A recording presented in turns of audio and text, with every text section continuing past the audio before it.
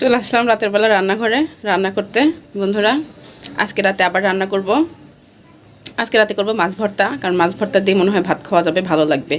আর মাছ ভর্তা আমাদের বাসার সবাই পছন্দ করে, আমার বাবুর বাবা, আমি, আমার বাবু সবাই।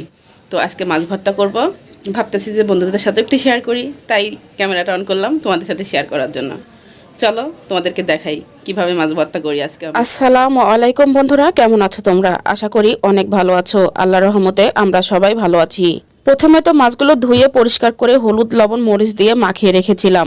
তারপরে মাছগুলো আমি ভেজে নিয়েছি, যেভাবে আমরা মাছ ভাজা করি তরকারি রান্না করার জন্য, ঠিক সেইভাবে আমি এই মাছগুলো ভেজে নিয়েছি। মাছ ভর্তা দিয়ে গরম ভাত খাবো, ভাতটা আগে বসিয়ে দিয়েছি আমি।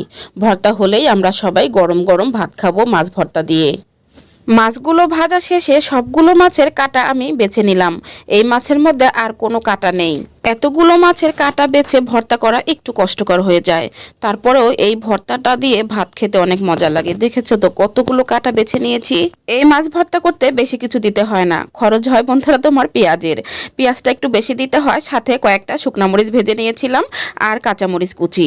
আমি আবার 2টা টমেটো দিয়েছিলাম, যে একটু নরম নরম হবে, যেহেতু আমাদের বাবুও খাবে আমাদের সাথে। আমি তো আমার মতো করে বানিয়েছি বন্ধুরা, তোমরা তোমাদের মতো করে বানিয়ে খাবে। শেষ একদম হয়ে গেছে, ফাইনাল লুক একদম ভর্তার। এই যে কেমন হয়েছে বন্ধুরা জানাবা।